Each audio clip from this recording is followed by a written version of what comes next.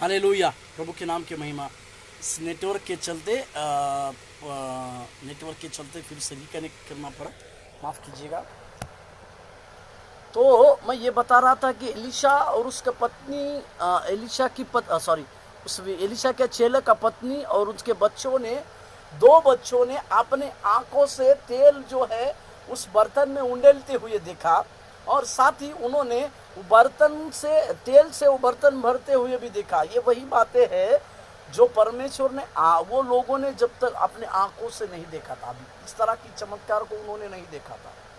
दूसरा, मैंने आपको बताया, लाल समुद्र पार करने के समय में परमेश्वर ने अपने सामर्थ्य को और अपने भुजबल को इजरायली लोगों के जीवन में दिखाया। उन्होंने आज तक एक पत्थर की दीवार देखी थी या ईंटों की दीवार देखी थी या और इस प्रकार के कुछ के सहारे से लगाई गई दीवार को उन्होंने देखा तो था, परंतु परमेश्वर ने मूसा के द्वारा जब समुद्र को दो भाग कर दिया, तो दो भाग करने के बाद उस समुद्र के बीच में से वो एक सूखी भूमि बन गई और उनके अगल बगल में पानी की दीवारें बन गई थी। हालेलुया, प्रभु के पवित्र नाम। ये भी बात वही चमत्कारों से रिलेटेड है जो परमेश्वर ने अपने किए वाले लोगों से दी गया था। मतलब वो पानी की दीवार आज तक इजरायली लोग कभी अपने जीवन में या आज तक कोई भी व्यक्ति पानी की दीवार को नहीं देख पाएगा। हालेलुया। इस प्रकार से दूसरे दिन मैंने आपको ये बताया कि परमेश्वर ने जो बातें कानों से नहीं सुनी थी, इसके लिए मैंने लाजर के जीवन से, लाजर के जी उठने के बातों से मैंने आपको ये सिखाने पर जोर दिया कि उन्होंने कभी ये सोचा भी नहीं था, उन्होंने कभी ये सुना भी नहीं था कि एक मृत्यु पाया हुआ व्यक्ति या एक मरा हुआ व्यक्ति जो कब्र में जाके 4 दिन का हो गया है, कब्र में पड़ा हुआ है या सड़ गया है, ऐसा 4 दिन के व्यक्ति को परमेश्वर का एक शब्द सुनाई देगा। हालेलुया। और वो मरा हुआ व्यक्ति परमेश्वर का शब्द अपनी कानों से सुनकर उस कब्र से बाहर आएगा। हालेलुया, परमेश्वर के नाम की महिमा और प्रशंसा होने पाए। और आज हम उसी को आगे का तीसरा भाग में हम जाने वाले हैं, जिसमें लिखा हुआ है जो बातें किसी के चित्त में भी नहीं चढ़ी, मतलब किसी के मन में भी इस प्रकार का विचार नहीं आया। मैं आपको लिए कुछ वचनों को पढ़ना चाहूँगा, मेरे साथ खोलिएगा। उत्पत्ति का किताब उस 22 अध्याय का 18वां वाक्य, 22 अध्याय का 18वां वाक्य मैं पढ़ दे रहा हूँ। 22 अध्याय का 18वां वाक्य मैं पढ़ रहा हूँ। और पृथ्वी की जातियां अपने को तेरे वंश के कारण धन्य माने। और एक वचन को पढ़ता हूँ मैं, गिनती का किताब 24 अध्याय का 17 वाक्य, गिनती का किताब 24 अध्याय का 17 वाक्य मैं आपके लिए पढ़ रहा हूँ। उसका बी भाग को मैं आपके लिए पढ़ दूंगा। याकूब में से एक तारा उदय होगा और इज़राइल में से एक राज दंड उठेगा जो मोआबी की सीमाओं को चूर चूर कर देगा और सब दंगा करने वालों को गिरा देगा। हालेलुया, परमेश्वर के नाम की महिमा और स्तुति प्रशंसा। और एक वचन मैं आपके लिए अवश्य पढ़ना चाहूँगा। यशायाह नबी का किताब उसका 11वां अध्याय और उसका पहला वाक्य मैं आपके लिए पढ़ दे रहा हूँ। यशायाह नबी का किताब 11 अध्याय का पहला वाक्य। तब ईशे के फूट में से एक डाली फूट निकलेगी और उसकी जड़ में से एक शाखा निकलकर फलवंत होगी। हालेलुया, परमेश्वर के पवित्र नाम की महिमा। और ईशे के बारे में यहाँ पर लिखा है, ईशे के बारे में। ये ईशे मतलब, ईशे का घराना मतलब दाऊद के पिताजी का नाम ईशे था, और ईशे जो था, ईशे से दाऊद उत्पन्न हुआ बोल के हम कहते हैं। और उसी दाऊद के घराने से प्रभु यीशु मसीह का जन्म है। हालेलुया, प्रभु के नाम की महिमा और प्रशंसा करने पर इसी के लिए इस तरह से लिखा हुआ है। और एक वचन पढ़ते, यिर्मयाह का किताब उसका 23वां अध्याय, यिर्मयाह का किताब उसका 23 अध्याय का 5 और 6 मैं आपके लिए पढ़ देता हूँ। यिर्मयाह का किताब उसका 23वां अध्याय, यिर्मयाह 23 उसका 5वां वाक्य। देख, ऐसे दिन आते हैं जब दाऊद के कुल में से एक धर्मी अंकुर फूटेगा। हालेलुया। दाऊद के कुल में से एक धर्मी अंकुर फूटेगा, उगेगा और करेगा। हालेलुया। और अपने देश में न्याय और धर्म से प्रभुता करेगा। हालेलुया। 6वां वाक्य, और अपने देश के में न्याय और धर्म का प्रभुता करेगा। 6, उसके दिनों में यहूदी लोग बचे रहेंगे और इजरायली लोग नीडर बसे रहेंगे, और यहोवा उसका नाम, यहोवा हमारी धार्मिकता रखेगा। हालेलुया। परमेश्वर के पवित्र नाम की महिमा और स्तुति प्रशंसा होने पाए। ये किस बातों को भी वर्णन करता है? यीशु मसीह का राज्य, यीशु मसीह का पैदा होना, और यीशु मसीह अपने जीवन में किस प्रकार की सेवकाई करेंगे, यीशु मसीह अपने जीवन काल में किस प्रकार का सेवा करेंगे, इसके बारे में यहाँ पर यिर्मयाह का भविष्यवाणी के रूप में बोलता है कि वो एक धर्मी अंकुर उगाएगा और वो राजा बनकर बुद्धि से राज्य करेगा। पहली बात। दूसरा, अपने देश में न्याय और धर्म का प्रभुता करेगा। दूसरा बात। तीसरा, यहूदी लोग उसमें बचे रहेंगे, इजरायली लीडर होकर बसे रहेंगे। हालेलुया। मतलब ये सारी बातें जो है प्रभु यीशु मसीह के उस पैदा होने के बारे में लिखी गई है, जिनके लिए भविष्यवाणियों का बात और भविष्यवाणियों उसके लिए हम देखते हैं। और एक वचन को आप पढ़ते हैं, मेरे साथ खोलिएगा, दूसरा शमूएल का किताब उसका 7 अध्याय उसका 12 और 13वां वाक्य। दूसरा शमूएल का किताब उसका 7 अध्याय 12 और 13 मैं आपके लिए पढ़ दे रहा हूँ। जब तेरी आयु पूरी हो जाएगी और तो अपने पुरखों के संग सो जाएगा, तब मैं तेरे नीच वंश को, हालेलुया, नीच वंश को तेरे पीछे खड़ा करके उसके राज्य को स्थिर करूंगा। 13वां वाक्य, मैंने नाम का घर वही बनाएगा और मैं उसकी राज्यगति को सदैव स्थिर रखूंगा। हालेलुया। इस प्रकार की आशा, इस प्रकार की बातें, परमेश्वर के लिए बड़ा भवन बनाने की बातें राजा दाऊद के पास होने के बावजूद परमेश्वर को वो प्रार्थना करने बातों की समझ देता है कि परमेश्वर का वो भवन कौन बनाएगा और उस भवन में परमेश्वर की क्या महिमा होगी। इस प्रकार की बातें वो परमेश्वर के वचन में इस जगह पे लिखे। मेरे साथ और एक वचन को खोलिएगा, यशायाह का किताब। इस वचन को हम सब लोग अच्छी तरह से जानते हैं, समझते हैं, फिर भी मैं आपके लिए इस वचन को पढ़ दे रहा हूँ। 7 अध्याय यशायाह 7 का 14वां वाक्य, इस कारण प्रभु आप ही तुमको एक चिन्ह देगा। सुनो, एक कुंवारी गर्भवती होगी और पुत्र जनेगी और उसका नाम इमानुएल रखा जाएगा। Hallelujah, hallelujah. परमेश्वर के नाम की महिमा और प्रशंसा होने पर 31 यिर्मयाह नबी का किताब 31 का 15वां वाक्य मैं आपके लिए पढ़ता हूँ। 31 का 15, यिर्मयाह 31 अध्याय उसका 15वां वाक्य, 31 अध्याय का 15वां वाक्य मैं आपके लिए पढ़ देता हूँ। हालेलुया। यहोवा यह भी कहता है, सुन, रामा नगर में विलाप और बिलक कर रोने का शब्द सुनने में आता है। राहेल अपने लड़के के लिए रो रही है और अपने लड़के के कारण शांत नहीं होती, क्योंकि वे जाते हैं। इस प्रकार की भविष्यवाणी की बातों को जब कहते हैं, पर भजनकार जो है, भजनकार इस तरह से कहता है।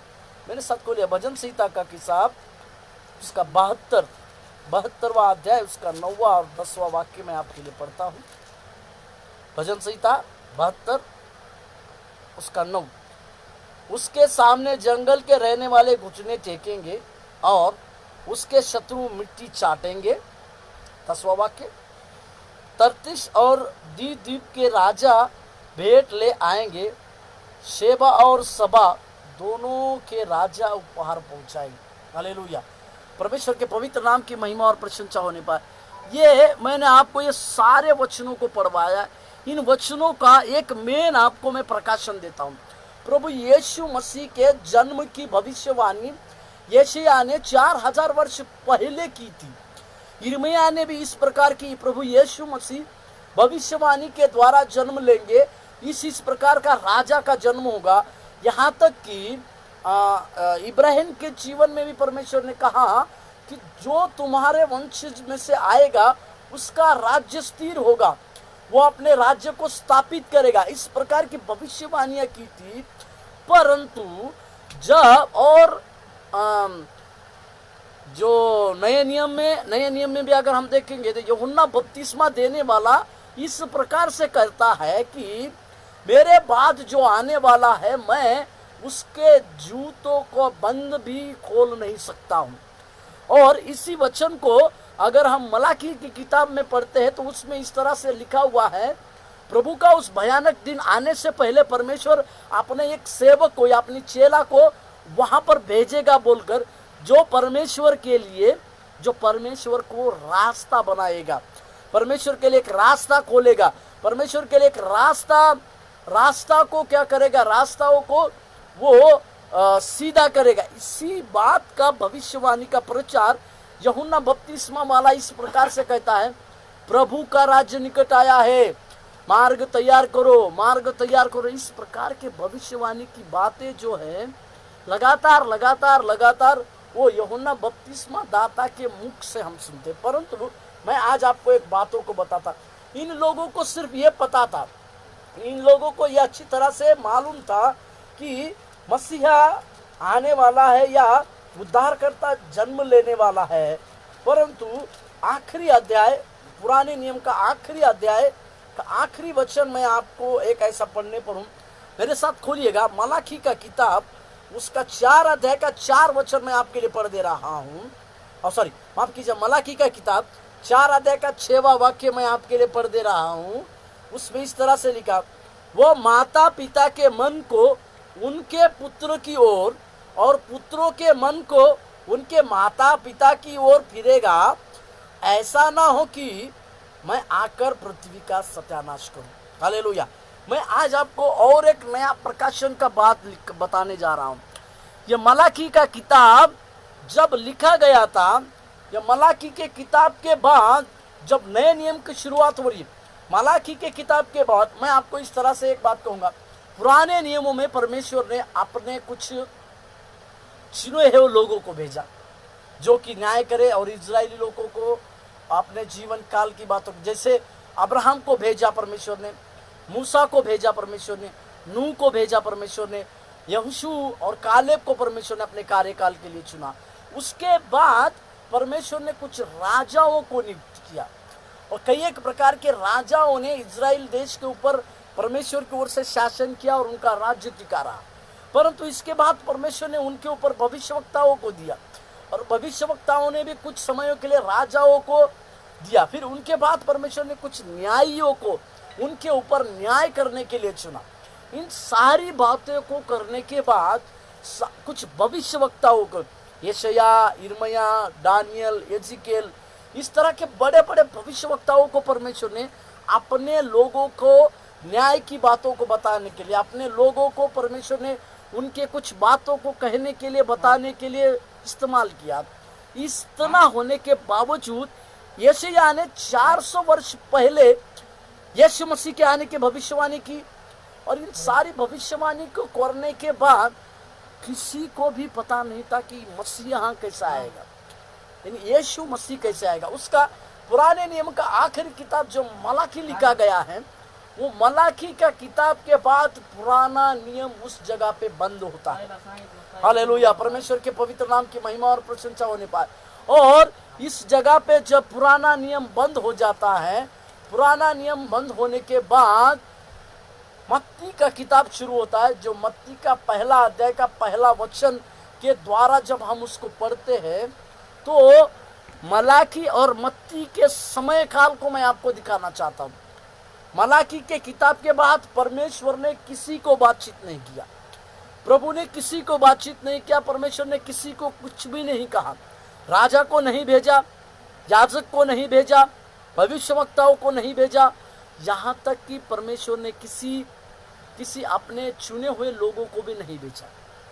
इसका मतलब परमेश्वर लोगों के जीवन में एक प्रकार की बात है कि मसीहा तो आने वाला है, परंतु किस प्रकार से आने वाला है, यहूदी लोगों का उद्धार करता किस प्रकार से आने वाला है, इन सारी बातों के चलते उनके जीवन में परमेश्वर ने एक अचंभा करने वाली बातों को रखा। परंतु मलाकी और मत्ते का समय काल 400 वर्ष तक, हालेलुया, 400 वर्ष तक, हालेलुया, प्रभु के नाम, परमेश्वर चुप रहा, हालेलुया। जब कभी भी परमेश्वर ने लंबे समय तक चुप रहने की भूमिका निभाई, मतलब परमेश्वर एक बहुत बड़े कार्य को कर रहा था, एक बहुत बड़ी सेवकाई को कर रहा था, एक बहुत बड़े अचंभा करने वाले कार्य को परमेश्वर करने जा रहा था। वो कार्य और कुछ नहीं था, परमेश्वर अपने एकलौते पुत्र प्रभु यीशु मसीह को इस धरती पर भेज रहा था कि सारे मानव जाति का उद्धार करे, और वो क्रूस का मृत्यु जो है अपने सर पर अपने ऊपर उठाए, उस क्रूस का मृत्यु जो है अपने ऊपर ले और सारे लोगों का उद्धार कर पाए। हालेलुया, परमेश्वर के नाम की महिमा और प्रशंसा हो। इसका मतलब एक बालक के रूप में प्रभु यीशु मसीह जो है इन 400 वर्ष के बाद, मलाकी से मत्ती के 400 वर्ष काल के समयों के बाद प्रभु यीशु मसीह जो है एक बालक के रूप में माता कुंवारी माता मरियम के गर्भ से जन्म लेंगे। इस प्रकार की सोच या इस प्रकार का चित्त किसी के भी मन में नहीं आया।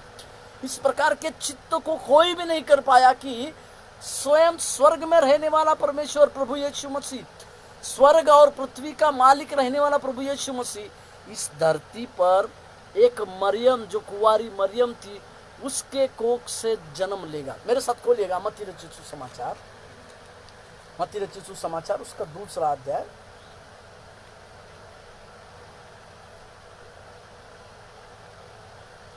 मत्ती रचित सुसमाचार उसका माफ कीजिएगा पहला अध्याय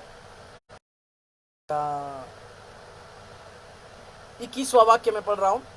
वह पुत्र जनेगी और तू उसका नाम यीशु रखना, क्योंकि वह अपने लोगों को उनके पापों से उद्धार करेगा। हालेलुया, मतलब यीशु मतलब परमेश्वर का एकलौता पुत्र। और मेरे साथ खोलिएगा जाना माना वचन यूहन्ना रचित सुसमाचार उसका तीसरा अध्याय का 16वां पद को हम पढ़ने जा रहे हैं। Hallelujah, thank you Lord. क्योंकि परमेश्वर ने जगत से ऐसा प्रेम रखा कि अपने एकलौते पुत्र को दे दिया, ताकि जो कोई उस पर विश्वास करे वह नष्ट ना हो परंतु अनंत जीवन पाए। हालेलुया, प्रभु के पवित्र नाम की महिमा और स्तुति प्रशंसा हो। मेरा इस कहने का अर्थ यह है कि जब लोगों को कुछ भी अपने चित्त में मालूम नहीं था, 400 वर्ष तक परमेश्वर किसी से बातचीत नहीं कर रहा है, 400 वर्ष तक परमेश्वर किसी भविष्यवक्ता को नहीं ला रहा है, 400 वर्ष तक मलाकी से मत्ती तक परमेश्वर किसी भविष्यवक्ता को नहीं भेज रहा है, परमेश्वर किसी राजा को नहीं भेज रहा है, परमेश्वर किसी याजक को भी नहीं भेज रहा है। तो परमेश्वर ने कि परमेश्वर अभी क्या करने वाला है कर कर किसी को भी पता नहीं था, तब परमेश्वर ने अपने एकलौते पुत्र को इस धरती पर परमेश्वर के कार्य के लिए भेजा। हालेलुया, परमेश्वर का नाम की महिमा।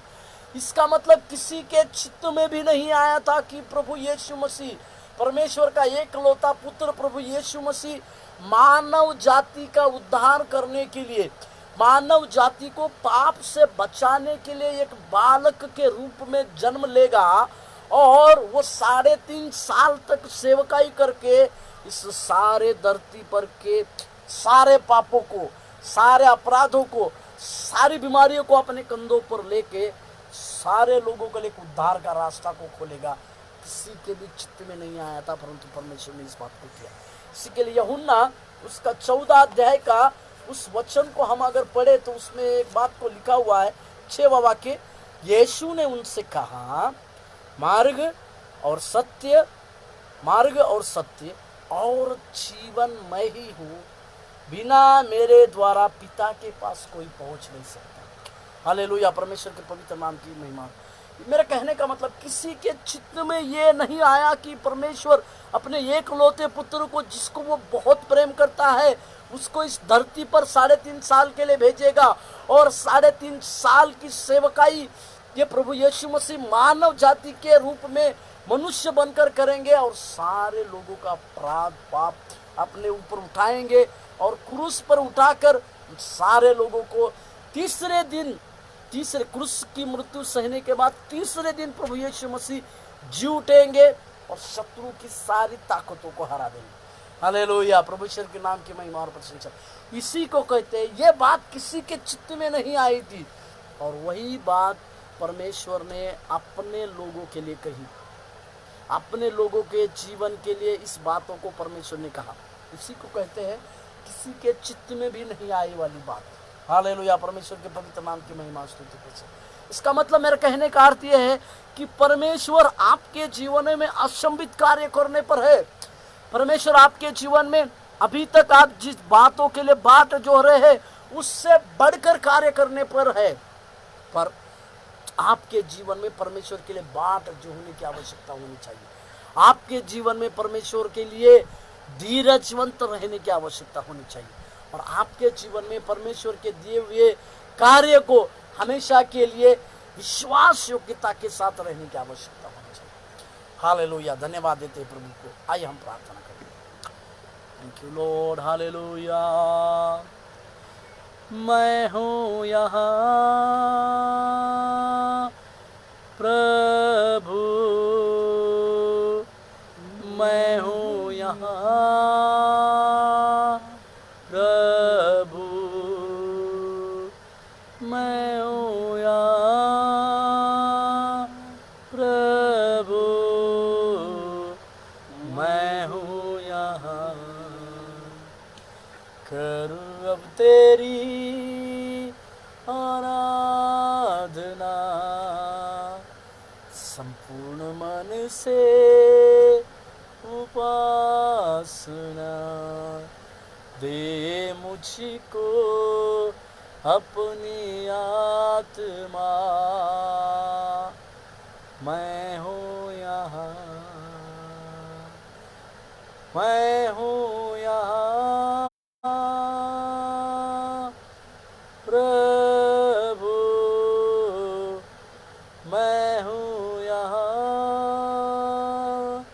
प्रभु, मैं हूँ यहाँ प्रभु, मैं हूँ यहाँ। प्रभु जी, हम धन्यवाद देते हैं परमेश्वर, इस बात को हम मानते हैं प्रभु कि तो हमारे जीवन में आश्चर्य कर्म करने वाला परमेश्वर, अद्भुत कार्य हमारे जीवनों में परमेश्वर आप करने पर है और इसकी शुरुआत प्रभु हमारे जीवन से आप करने पर है परमेश्वर। इसके लिए प्रभु जी हम इस समय धन्यवाद देते हैं परमेश्वर, आपने जो आश्चर्य कर्मों की बातें हमारे जीवन में की, हम धीरजमंत होने के लिए तैयार है प्रभु, आपके विश्वासियों के दास होने के लिए तैयार है परमेश्वर। परंतु प्रभु जी, आपने जो हमारे लिए स्थिर की गई हुई बातें हैं, जो स्थित आपने जो हमारे लिए ठहराई हुई जो बातें हैं, उन सारी बातों के लिए परमेश्वर हम एक विश्वास योग्य दास बनने के लिए हम आपको धन्यवाद देते हैं परमेश्वर। हमें इस प्रकार के विश्वास योग्यता में चला परमेश्वर, हमें आज्ञाकारिता में चला परमेश्वर, अंत तक हम तेरे लिए ग्रहण योग्य सेवा करने वाले धन्यवाद देते हैं। आशीष और अनुग्रह आप से मांगते, यीशु मसीह के नाम से प्रार्थना मांगते, आमीन। प्रभु आप लोगों को आशीष दे।